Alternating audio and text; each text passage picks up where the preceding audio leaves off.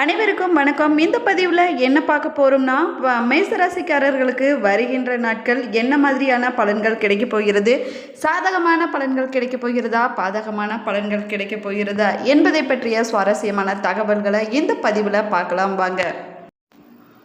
மேசராசிக்காரங்க தங்களுடைய வாழ்வில் பல யோகங்கள் மற்றும் நல்ல பலன்களை தொடர்ந்து பெறுவதற்கு ஒவ்வொரு செவ்வாய்க்கிழமை நாளிலையுமே முருகப்பெருமான் கோவிலுக்கு சென்று முருகப்பெருமானை வழிபட்டுவாங்க. மேஷ ராசிக்கார அன்பர்களே, ஒரு கடினமான வாழ்க்கையை வாழ்ந்து குடும்பத்துக்காகவும் தன்னோட குழந்தைகள், மனைவி, அது நண்பர்கள் இவங்களுக்காகவே தங்களோட வாழ்க்கையை அர்ப்பணித்து அடுத்து இதுதான் செய்யணும் அப்படிங்கிறத விட நம்ம பிளான் பண்ண ஒன்றும் நடக்காமல் இருந்துச்சு அப்படின்னு நீங்கள் ஃபீல் பண்ணிட்டு இருந்திருப்பீங்க. இனி நீங்கள் பிளான் செய்த அத்தனை விஷயங்களும் நடக்கும். அதுக்கு நீங்கள் என்ன பண்ணணும் அப்படிங்கிறது இந்த வீடியோவில் நான் சொல்ல போகிறேன். அது மட்டும் இல்லாமல் நிறைய பேருக்கு கேள்விக்குறியாக இருந்த சில விஷயங்கள், நீங்கள் எது செஞ்சாலும் தடையாகுது சார், என்ன பண்ணுறதே சில தடையெல்லாம் எப்படி நிவர்த்தி பண்ணுறது, ஒரு செயல் செய்கிறதுக்கு முன்னாடி சின்ன சின்ன தடைகள் வருது, அதுவும் இந்த 12 நாட்கள் ரொம்ப ஒரு மாறி இருந்தது, என்ன செஞ்சு தான் சரி பண்ணுறதே தெரியாமல் இருந்தோம் அப்படிங்கிறவங்களுக்கு இந்த வீடியோ ஒரு அருமருந்து அப்படின்னு சொல்லலாம். ஸோ வீடியோ ஸ்கிப் பண்ணாமல் பாருங்கள். இது எதனால் உங்களுக்கு ஆச்சு அப்படிங்கிறது தெரியும். ஒரு விஷயம் தடைப்படுது அப்படின்னா அதற்கு ஜாதக ரீதியாக 2 விஷயங்கள் தான் காரணமாக இருக்கும். அந்த 2 விஷயத்தை நீங்கள் சால்வ் பண்ணிட்டீங்க அப்படின்னா எந்த ஒரு ப்ராப்ளமே இருக்காதுங்க. ஸோ அந்த விஷயத்தை பற்றி இந்த வீடியோவில் நான் ஃபுல்லாக சொல்ல போகிறேன். இந்த 12 நாட்கள் உங்களுக்கு சுபிட்சமான வாழ்க்கை வருவதற்கு இது ஒரு முக்கியமான ஒரு வீடியோவாக உங்களுக்கு அமையும். இந்த 10 நிமிஷம் நீங்கள் ஸ்பெண்ட் பண்ணுற 10 நிமிஷம் அடுத்து வரக்கூடிய 12 நாட்கள் மட்டும் இல்லாமல் அதற்கு பின்னாடி வரக்கூடிய உங்களோட வாழ்க்கையவே கரெக்டான வழியில் திசை திருப்பதற்கு இது கண்டிப்பாக உபயோகப்படும். ஸோ ஸ்கிப் பண்ணாமல் பாருங்கள். அதே மாதிரி நிறைய பேர் தனிப்படையான ஜோதிடம் பார்க்கணும் அப்படின்னு ஆசைப்படுறீங்க. கீழே நான் ஃபோன் நம்பர் கொடுத்துருக்கேன். அந்த ஃபோன் நம்பரில் நீங்கள் ஜஸ்ட் ஃபோன் பண்ணி உங்களுடைய பிறந்த தேதி, பிறந்த நேரம் சொன்னீங்க அப்படின்னாவே போதுமானது. அதன் மூலமாகவே உங்களுடைய எல்லா ப்ராப்ளத்தையும் சால்வ் பண்ணி வைக்கப்படும். பிரபல ஜோதிடர் தான் உங்கள்கிட்ட பேசுவார். நிறைய ஆக்டர்ஸ்க்கும் ஜோதிட ரீதியாக வல்லுநர்களுக்கும் அது மட்டும் இல்லாமல் அரசியல் ரீதியான மிகப்பெரிய ஆட்களுக்கும் ஜோதிடம் பார்க்கக்கூடியவர். ஸோ உங்களுக்கு வேணும் அப்படின்னா ஜஸ்ட் கால் பண்ணி நீங்கள் கேட்டு தெரிஞ்சுக்கலாம். அதே மாதிரி இந்த ராசிக்காரர்கள், இந்த மேஷ ராசிக்காரர்களை பொறுத்த வரைக்கும் சுயம்பு அப்படின்னு சொல்லலாம். எந்த ஒரு இடத்துலையும் நின்ன இடத்துல அவங்களாவே எல்லா விஷயத்தையும் மேனேஜ் பண்ணுவாங்க. மற்றவங்கள நம்பி இருக்க மாட்டாங்க. 1-2 கடன் வாங்கலாம், மற்றபடி அந்த கடன் பிரச்சனைகள்லாம் இருக்குமே தவிர எல்லா இடத்துலையும் சுயம்பாக இருப்பாங்க. சார் நான் ஒரு விஷயம் பண்ணுறேன் அப்படின்னா வேறு டெஸ்டிங் மூலமாக நான் டெஸ்ட் பண்ணிவிட்டு அந்த விஷயத்தை நானே சரிப்பட அது ஒரு ரியலிஸ்டிக்காக நானே நடத்திடுவேன் சார், எந்த ஒரு பெரிய விஷயத்தையுமே நான் சால்வ் பண்ணிடுவேன் சார் அப்படின்னு ஒரு தெம்பாக சொல்லக்கூடிய ஒரு ராசி. அதே மாதிரி இவங்களோட லைஃப்பை திரும்பி பார்த்தா இவங்களே ஒரு டைம் நின்று யோசிப்பாங்க, இவ்வளோ பெரிய விஷயத்தை நம்ம தாண்டி வந்துட்டோமா, நமக்கே ஆச்சரியமாக இருக்கே அப்படின்னு யோசிக்கிற அளவுக்கு ஒரு உன்னதமான ராசி இந்த ராசி. இந்த ராசினரை பொறுத்த வரைக்கும் வாழ்நாளில் அவ்வளோ கஷ்டங்கள், அவ்வளோ பிரச்சனைகள் எல்லாத்தையும் சந்தித்து இப்போ ஒரு முக்கியமான ஒரு காலகட்டத்துக்கு வந்திருப்பாங்க. அந்த கஷ்டங்கள்லாம் தாண்டி வந்த இவங்களுக்கு ஒரு விஷயம் உருவாக்கலாம் அப்படின்னு இருக்கும்போது சின்ன சின்ன தடைகள் இருந்திருக்கும். திருமணம் ஆகாமல் இருக்கிறவங்களுக்கு சென்ற வருடம் திருமணம் நடந்திருக்கிறான அதிக வாய்ப்புகள் இருக்குது. குழந்தை பேர் இல்லாதவங்களுக்கு குழந்தை வரம் கிடைக்கிறதுக்கு அதிக வாய்ப்புகளும் சென்ற இடத்துல இருந்தது. இந்த வருடம் அதற்கு கொஞ்சம் சின்ன சின்ன தடைகள் இருக்குது. அந்த தடைகளை எப்படி நிவர்த்தி பண்ணுறது, அந்த தடைகள் எதனால் வந்தது, அந்த தடைகளை இந்த 12 நாளில் எப்படி சரி பண்ணுறது அப்படிங்கிறதான் இந்த வீடியோ. இந்த 12 நாட்களில் எப்படி சார் ஒரு விஷயத்தை சரி பண்ண முடியும், அந்த 12 நாட்களில் அப்படி என்ன இருக்குது, அதுவும் அந்த ஒரு விஷயம் தடைப்படுதுங்கிறீங்களா, அது என்ன விஷயம் அப்படின்னு பார்த்தீங்கன்னா ஒவ்வொரு ரீதியான எல்லா ராசிகளுக்கும் ஒரு முக்கியமான ஒரு விஷயம் தெரிஞ்சுக்கணும். ஒரு விஷயம் தடைப்படுது அப்படின்னா ஒவ்வொரு செயலுக்குமே பின்னாடி உங்களுடைய குலதெய்வம் அப்படின்னு ஒரு தெய்வம் இருக்குதுங்க. அந்த குலதெய்வம் உங்கள்கிட்ட தள்ளி இருந்துச்சு அப்படின்னா நீங்கள் எது நினச்சாலும் கொஞ்சம் லேக் அடிக்க தான் செய்யும். முக்கியமான எது, வம்சம். ஸோ அந்த வம்சத்தை வளர்த்தி கொண்டு வரணும் அப்படின்னா குலதெய்வத்தினுடைய அருள் கட்டாயம் தேவை. ஸோ இப்போ திருமணம் ஆகாமல் இருக்கீங்க அப்படின்னா உங்களோட குலதெய்வத்தினுடைய பார்வை உங்கள் மேலே படலன்னு அர்த்தம். குழந்தை பேர் இல்லாமல் இருக்குது அப்படிங்கிற பட்சத்தில் குலதெய்வத்தினுடைய பார்வை உங்கள் மேலே படலன்னு அர்த்தம். தொழில் தொடங்குறீங்க, பண வரவெல்லாம் இருக்குது, ஆனால் ஒரு சாட்டிஸ்ஃபேக்ஷனான லைஃப் இல்லை, உடல் ரீதியான சின்ன சின்ன உபாதைகள் இருக்குது அப்படின்லாம் யோசிக்கிறீங்களாம், ஆட்டோமேட்டிக்காக நீங்கள் குலதெய்வத்தை தான் வழிபடணும்.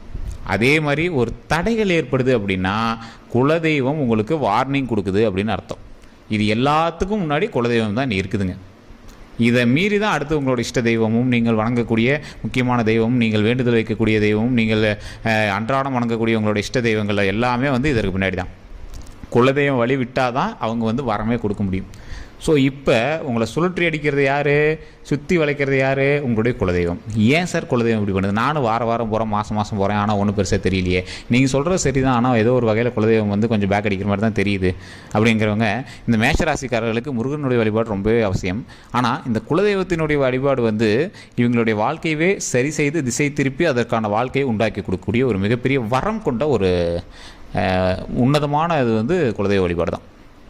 சரி சார், குலதெய்வத்தை எப்படி வழிபடணும்? இப்போ அந்த கோவத்தை எப்படி சரி பண்ணுறது? அந்த சுற்றி வளைக்கிற விஷயத்தை எப்படி சரி பண்ணுறது? நீங்கள் உங்களுடைய முன்னோர்களுக்கு செய்யாத விஷயங்கள், இப்போ நீங்கள் உங்களோட தாய் தந்தையருக்கோ உங்களுடைய தாத்தா பாட்டிக்கோ நீங்கள் வந்து செய்யாத கர்மாக்கள்லாம் அதை செய்யணும் அப்படிங்கிறதுக்காக தான் குலதெய்வம் அப்படின்னு ஒன்று உருவாக்குனாங்க. எல்லா கோவிலையும் கருப்பு சாமின்னு ஒன்று இருக்கும். வருடத்திற்கு ஒரு முறை கிராமங்கள்லாம் பார்த்தீங்கன்னா கருப்பு கட்டுறதுன்னு சொல்லுவாங்க. கருப்பு கட்டுறதுனா ஊரோட எல்லையில் போய் கோடு போட்டு கருப்புலாம் கட்டிவிட்டு வருவாங்க. அதாவது இறந்தவங்களுக்கு எல்லாத்துக்கும் இந்த பிரச்சனைலாம் எங்களை தொடர்ந்து வரக்கூடாது, எந்த பிரச்சனையும் வரக்கூடாது அப்படின்னு கும்பிட்டு வர்றது. ஸோ அதை வந்து உங்களோட தாத்தா பாட்டி பண்ணியிருப்பீங்க, உங்களோட முன்னோர்கள் பண்ணியிருப்பீங்க. அதுக்கு முன்னாடி இருக்கிறவங்களாம் பண்ணுமில்ல, பாட்டம் பாட்டி, பூட்டன் பூட்டி, ஓட்டன் ஓட்டிலாம் இருக்காங்க பார்த்தீங்கன்னா, அவங்களெலாம் பண்ணுமில்ல. அதெல்லாம் எங்கே போய் பண்ணுறது அப்படின்னு தெரியாதனால தான், அவங்க யார் யாருன்னு தெரியாதனால தான், எங்களோட பேர்லாம் மறந்து போச்சு அப்படிங்கிறனால தான் குலதெய்வம் அப்படின்னு ஒன்று வச்சாங்க. இப்போ நம்மளோட வம்சாவளியாக அந்த இடத்துக்கு போய் கால் வச்சுட்டு அந்த இடம், நீங்கள் எத்தனை வீடு வேணாலும் கட்டிடலாம், எத்தனை இடத்துல வேணாலும் உங்களோட வம்சாவளியே இருந்திருக்கலாம். தாய் ஒரு பக்கம், தாய் தந்தையர் ஒரு பக்கம், அண்ணன் தம்பிங்க ஒவ்வொரு பக்கம் இருந்திருக்கலாம். ஆனால் எல்லோரும் ஒட்டுக்கா போய் நிற்கிற இடம் இது குலதெய்வம். என்ன சண்டை இருந்தாலும் போய் நிற்கிற இடம் இது குலதெய்வம். அண்ணன் தம்பிக்குள்ளேயே சண்டை இருந்தாலும் ஒட்டுக்கா போய் வழிபடுற இடம் குலதெய்வம். நீங்கள் 2 பேர் தனித்தனி நேரத்தில் கூட போய் கும்பிடலாம், ஆனால் கும்பிட்ற இடம் குலதெய்வமாக தான் இருக்கும். அப்போ என்னது, உங்களோட வம்சாவளி யாரோட லாக்குள்ள இருக்கீங்க? குலதெய்வத்தினுடைய லாக்குள்ள இருக்கீங்க. உங்களுடைய மூதாதையர்கள் இருந்த இடத்துல நீங்கள் வந்து இருக்கீங்க. இப்போ அந்த இடத்துல ஒரு விஷயம் வந்து உங்களுக்கு நடக்கலை அப்படிங்கிற பட்சத்தில் அங்கே போய் கேட்டிங்க அப்படின்னா அந்த விஷயம் வந்து நடக்கும். சரி சார், நான் போயிட்டு தானே இருக்கேன், ஆனால் சின்ன சின்ன தடைகள் வந்துட்டு தானே இருக்கேன், அந்த தடைகளை எப்படி சரி பண்ணுறது? நீங்கள் வணங்க வேண்டிய ஒரு முக்கியமான விஷயம், குலதெய்வத்துக்கு போனீங்க அப்படின்னா நெய் விளக்கு எடுத்துகிட்டு போயிடுங்க. ஒரு வேளை சாப்பாடாவது அங்கே வந்து செய்யணும். பொங்கல் வைக்கிறோம் அப்படின்னா பொங்கல் வைங்க, வச்சு ஒரு 10 பேருக்கு அன்னதானம் பண்ணுங்கள். அந்த அன்னதானத்தின் மூலமாக மிகப்பெரிய நன்மை கிடைக்கும். சார் அங்கே யாருமே இல்லை சார், கோயிலே ஓப்பனில் க்ளோஸில் தான் இருக்கும், ஒரு 10 பேர் கூட இருக்க மாட்டாங்க, 2 பேர் கூட இருக்க மாட்டாங்க, பூசாரி வருவாங்க, பூஜை பண்ணி கொடுப்பாங்க. சில நேரத்தில் பூசாரியுமே இல்லை, கிராமத்தில் இருக்குது எங்கள் கோயில், நான் என்ன பண்ணுறது? ஆகம விதிகளே இல்லாத ஒரு கோயில் சார், என்ன சார் பண்ணுறது? கல் சந்தில் இருக்குது கோயில், பெருசாலாம் கோயிலெலாம் கட்டலாம் அந்த இடத்துல. சார் அருமையான பவர் அந்த இடத்துல தான் இருக்குங்க. நீங்கள் டைரெக்டாக போகிறீங்க, சாமிக்கு நீங்களே ஒரு கல்பூரை ஏற்றி பூஜை பண்ணுறீங்க. உங்களோட தாய் தந்தரட்டி, உங்களோட மூதாதையரும் பக்கத்தில் இருந்தாங்க அப்படின்னா, அவங்க ஒரு பாட்டி, உங்கள் வீட்டில் ஒரு பாட்டி தாத்தா இருக்காங்க, அவங்ககிட்ட நீங்கள் போய் ஃபீல் பண்ணுறீங்க. எப்படி ஃபீல் பண்ணுவீங்க? அவங்க கால்கிட்ட உட்காந்துக்குவீங்க, இப்படி காலை பிடிச்சிட்டு நீங்கள் வந்து இப்படி வந்து இதாக இருக்குது அப்படின்னு ஏதாவது ஒரு இடம் பார்த்து நீங்கள் வந்து பேசிட்டு இருப்பீங்க, குழம்புவீங்க பார்த்தீங்களா? அப்போ எங்களால் முடிஞ்ச அறிவுரையை சொல்லுவாங்க, அப்படின்னா இது நல்லா நடக்கும் அப்படின்னு சாமிட்டு வணங்குவாங்க. அதுதான் அங்கே நடக்கும். அந்த குலதெய்வத்திட்ட நீங்கள் போங்க, அந்த இடத்துல நீங்கள் போய் அமைதியாக உட்காருங்க, சாப்பாடு பொங்கல் செஞ்சு சாமிக்கு வழிபட்டுட்டு சாப்பிடுங்க. சாப்பிட்டுக்கிட்டு உட்காந்து நேரம் ரிலாக்ஸாக உட்காருங்க. உட்காந்துட்டு இப்போ உங்களுக்கு என்ன தேவை, என்ன பிரச்சனையை சால்வ் பண்ணும் அதை பேசுங்க. அந்த பிரச்சனையை சொல்லி நீங்கள் வந்து நெய் விளக்கு ஏற்றி வழிபட்டு வந்தீங்க அப்படின்னா, நீங்கள் கையெடுத்து கும்பிடணுங்கிறதெல்லாம் நீங்கள் வந்து சாமி வழிபடுற முறைங்க. நீங்கள் குலதெய்வ கோயிலுக்கு போனீங்கன்னா அமைதியாக கொஞ்சம் உட்காருங்க, சம்மணக்கால் போட்டு உட்காருங்க, படுத்து தூங்கி எந்திரிச்சு வாங்க. அந்த இடத்துல போய் கொஞ்சம் நேரம் ரிலாக்ஸாக இருங்க. அந்த ரிலாக்ஸாக இருந்துட்டு என்ன பண்ணுமோ அதை சொல்லிட்டு வாங்க, குழப்பமாக சொல்லக்கூடாது. இப்போ ஒரு குழந்தைக்கு அது வேணுமா இது வேணுமான்னு குழம்பிட்டு இருந்தால் தாயே கொஞ்சம் நேரம் யோசிப்பாங்க பார்த்தீங்களா? அந்த மாதிரி குழப்பமாக யோசிக்காதீங்க. இதுதான் வேணும், இது நீ செஞ்சு கொடு, இது நடந்தால் நல்லாயிருக்கும் அப்படின்னு நீங்கள் வந்து வேண்டிட்டு வாங்க. அந்த விஷயம் கட்டாயம் நடக்கும். இது ஒரு மிகப்பெரிய ஒரு ஹைலைட்டு. குலதெய்வ கோயிலில் நீங்கள் போய் பொங்கல் வைக்கிறீங்க, அந்த இடத்துல ஒரு 10 நிமிஷம் உட்காடுறீங்க, நெய் விளக்கு ஏற்றுறீங்க, சாமி கல்பூரமோ இதெல்லாம் உங்களோட மன திருப்திக்கு நீங்கள் வந்து பண்ணிட்டு வரீங்க. அங்கே இருக்கிற ஒரு 10 பேரை கூப்பிட்டு சாப்பாடு போடுறீங்க. ஹாப்பியாக பண்ணுங்கள், சந்தோஷமாக பண்ணுங்கள். அது ஒரு வேலையாக நினச்சி பண்ணாதீங்க. தாய் தந்தையரை போய் பார்க்காத சந்தோஷமாக நினச்சி பண்ணுங்கள். அதை வேலையாக பண்ணிங்கன்னா எந்த தாய் தந்தையருக்குமே பிடிக்காது. உங்களோட வீட்டில் இருக்கிற உங்கள் அப்பா அம்மாவுக்கு ஒரு வேலையாக கடமையாக பண்ணால் எங்களுக்கு பிடிக்குமா?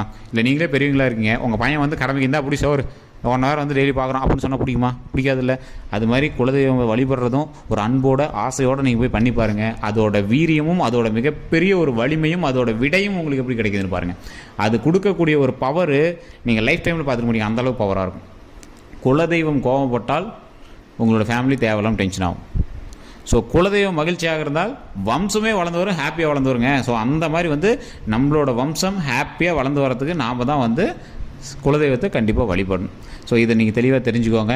இதற்கு மேலே நீங்கள் உண்மையாக நீங்கள் வணங்க வேண்டிய ஒரு முக்கியமான ஒரு விஷயம் என்ன அப்படின்னா, நீங்கள் கமெண்ட் செக்ஷனில் மறக்காம உங்களோட குலதெய்வத்தோட பேர் சொல்லுங்கள். அதுக்கு முன்னாடி ஓம் அப்படிங்கிற வார்த்தையை போட்டு, இப்போ உங்களுக்கு எக்ஸாம்பிளுக்கு வந்து முருகர் உங்களோட குலதெய்வம் அப்படின்னா ஓம் முருகரே போற்றி, ஓம் முருகரே போற்றி, ஓம் முருகரே போற்றி அப்படின்னு மறக்காம 3 டைம் டைப் பண்ணுங்கள். உங்களுடைய தெய்வம் எதுவாக இருந்தாலும் சரி அதோட பேரை நீங்கள் வந்து மென்ஷன் பண்ணுங்கள். முடிஞ்சால் அதுக்கு கீழே உங்களுடைய பிறந்த நேரமும் பிறந்த தேதியும் மென்ஷன் பண்ணுங்கள். இது உங்களுக்கு மிகப்பெரிய ஒரு நன்மையை கொடுக்கும். நீங்கள் வீட்டில் சும்மா இருக்கும்போது உங்களோட குலதெய்வத்தை டெய்லி நினச்சிக்கோங்க. உங்களால் கையெடுத்து கும்பிடணும், போய் கல்புரம் பொறுத்து காசு பாட்டு இது பண்ண அதெல்லாம் எதுவும் சொல்கிறேன். நீங்கள் ஃப்ரீயாக இருக்கும்போது சென்னையில் வேலை பார்த்துட்ருக்கீங்க, சார் நான் நேவியில் இருக்கேன், கடற்படையில் இருக்கேன், ஒரு 5 நிமிஷம் உங்களால் ஃப்ரீயாக யோசிக்க முடிஞ்சு அப்படின்னா உங்களோட தெய்வத்தை நினச்சி வணங்க. சார் நீங்கள் ஒரு நாள் நீங்கள் கடவுளை யோசிக்கிறதுக்கு வழிபடுறீங்க. எல்லா மதத்தில் இருக்கிறவங்களுமே தினம் அல்லது வெள்ளிக்கிழமைனா சாமி வணங்குவாங்க, ஞாயிற்றுக்கிழமைனா சாமி வந்து வணங்குவாங்க. ஸோ இந்த மாதிரி எல்லா நாட்களையும் வணங்குறவங்க எல்லா மதத்துலேயும் இருக்காங்க. சிலர் மட்டும்தான் இப்போ நார்த்திகம் அது நம்ம வந்து இது பண்ணுறோமே தவிர எல்லாரும் வீட்லேயும் கண்டிப்பாக ஒரு ஆர்த்திகவாதி இருப்பாங்க. ஆர்த்திகம்னா என்ன? ஆன்மீகவாதி கண்டிப்பாக இருப்பாங்க. ஆர்த்திகமாக இருக்கிறவங்க வீட்டில் கூட ஒரு ஆர்த்திகமான ஒரு ஆள் இருப்பாங்க. ஸோ ஆன்மீகம் எல்லா இடத்துலையும் இருக்குது, இறையருள் எல்லா இடத்துலையும் இருக்குது. கண்டிப்பாக வழிபடும்போது, இறைவனை வழிபடும்போது மனதார வழிபடுங்க, மிகப்பெரிய நன்மை கிடைக்கும். மேஷ ராசிக்கு இந்த 12 நாட்களும், இந்த 12 நாட்களில் கண்டிப்பாக ஒரு நாள் நீங்கள் வந்து குலதெய்வத்தை பார்த்துட்டு இருந்தீங்க அப்படின்னா ஆட்டோமேட்டிக் உங்களோட லைஃப்பில் நீங்கள் தடைன்னு நினச்ச காரியம் நிறைவேறும். இது இந்த 12 நாளைக்கு. இது மட்டும் இல்லாமல் இனி வரக்கூடிய காலங்களில் உங்களுக்கு நிறைய ஹைலைட்டான விஷயங்கள் சொல்கிறேன். எதை எப்படி பண்ணால் எது நடக்கும் அப்படிங்கிறது தான் ஒரு முக்கியமான விஷயம். தடைகளை நிவர்த்தி செய்வதற்கு குலதெய்வ வழிபாடு இப்போ நான் சொல்லிட்டேன். அடுத்து உங்களுடைய ஒவ்வொரு பிரச்சனைகளாக, உங்களுடைய கடன் பிரச்சனை இருக்கா அதை எப்படி சரி பண்ணலாம், அதே மாதிரி உங்களுடைய உடல் ரீதியான பிரச்சனை இருக்கா அதை எப்படி சரி பண்ணலாம், இது எல்லாத்துக்குமே அடுத்தடுத்த வீடியோக்களில் ஒவ்வொன்று வரப்போகுது. அதுக்கெல்லாம் நீங்கள் நம்ம சேனலில் ஃபாலோ பண்ணிக்கணும், சப்ஸ்கிரைப் பண்ணிக்கணும், பக்கத்தில் பெல் பண்ணி மறக்காம ப்ரெஸ் பண்ணிக்கணும்.